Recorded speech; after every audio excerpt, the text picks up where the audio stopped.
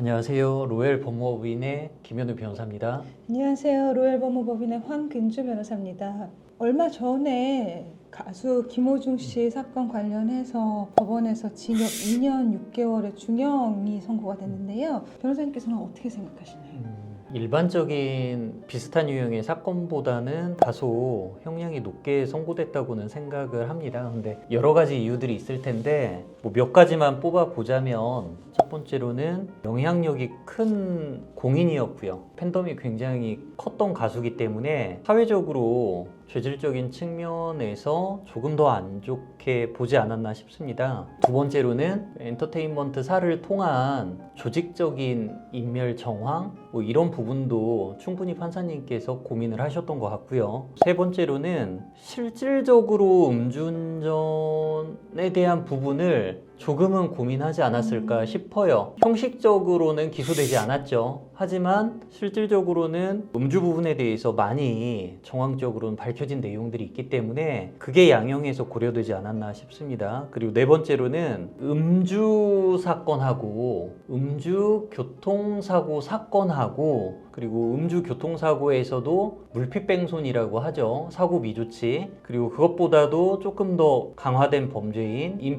인피를 내고 뺑소니 했던 범죄인 도주치상 이런 사건들은 구분이 돼야 되는데 인피 뺑소니까지 적용을 한 걸로 보입니다. 왜냐면 기사를 봤을 때 특가법 도주치상의 죄까지 적용이 된 걸로 보이거든요. 그렇다면 음주 사건 중에서는 가장 강도 높은 사건으로 판사님께서 판단할 수밖에 없으셨던 것 같습니다. 그래서 형량이 일반인들이 범한 죄보다는 비슷한 유형의 사건보다는 다소 높게 나오지 않았나 저는 생각을 합니다. 만약에 이 사건에 있어서 김호중 씨가 항소심에서 좀 감경이 될 만한 여지가 있을까요? 저는 개인적으로는 일반인들이었다면 집행유예 쪽으로도 많이 생각을 했을 텐데 조금 전에 말씀드렸던 여러 가지 요소들 김호중 씨가 이 사건 직후에 했던 행동들 그리고 도로교통법상 음주 사건이 적용된 경우 기소돼서 처벌된 경우하고의 형평성 마지막으로 이제 인피뺑소니라는 점에 대해서까지 기소됐다는 점을 봤을 때 실형은 유지하되 다만 징역형 1년 이하 정도를 줄여주지 않을까. 그러면은 지금 2년 6개월에서 1년 이하를 줄여준다면 1년 6개월 정도 선고될 수 있지 않을까 싶습니다. 지금 감형의 여지는 있어 보인다라는 말씀이신 거죠? 네, 왜냐면은 일반적인 다른 사건보다는 다소 높은 형량이 선고됐다고 보입니다. 그래서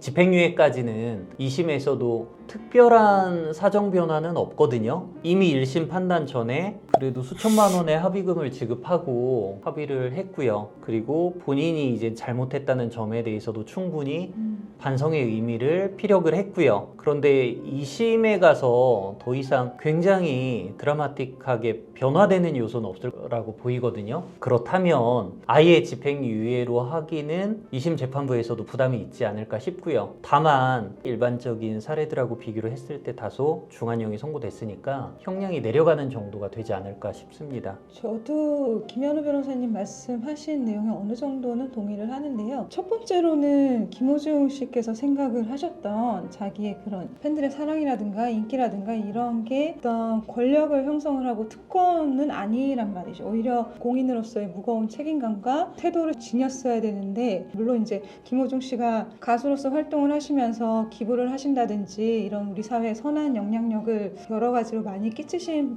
부분도 분명히 있지만 오히려 자신의 공인으로서의 책임감에 비춰봤을 때는 좀 더 무겁게 사건을 받아들였어야 되지 않나 하는 아쉬움이 있고 다만 제 의견으로는 지금 피해를 받으신 그 택시기사 분하고는 원만하게 합의가 된 걸로 알고 있고 그 택시기사분이 다치신 정도도 그렇게 중하지는 않은 걸로 알고 있어요. 그리고 김호중 씨가 시도를 했던 여러 가지 예를 들어 블랙박스와 관련된 얘기라든지 운전자와 관련된 얘기라든지 이런 것들이 모두 진상이 지금 어느 밝혀진 상황입니다. 그렇다면 이런 내용들이 1심에서 충분히 고려가 됐는지는 항소심에서 다시 한번 판단을 받아봐야 되지 않을까 싶고요. 지금 김호중 씨에게 선고된 형량이 법률적으로는 정도는 물론 이제 선고가 가능한 범위 내에 있는 형량이기는 한데 양형 기준에 비추어 봤을 때도 가장 무거운 수준의 양형 기준이 적용이 된 상황이어서 항소심에서는 여러 가지 뭐 다른 사정들에 대해서도 다시 한번 판단을 받아보고 또 공인으로서의 김호중 씨의 그런 책임감이라든지 반성이라든지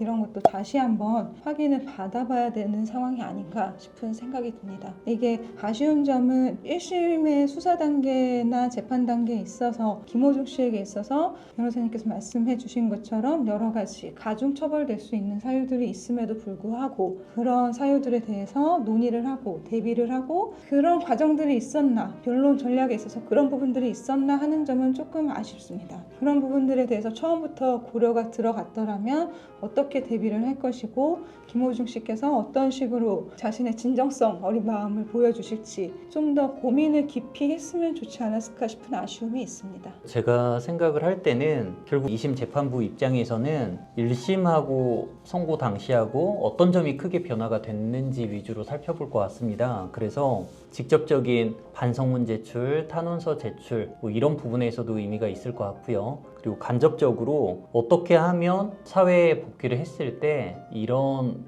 범죄를 다시는 저지르지 않을 것인지 재범의 위험성이 없다는 점을 구체적으로 간접적으로 전달할 수 있는데 좀 노력을 해보셔야 될 것 같습니다. 예를 들어서 뭐 안에서도 뭐 유튜브 자료로 음주운전이 얼마나 위험한지 많은 자료들을 볼 수가 있거든요.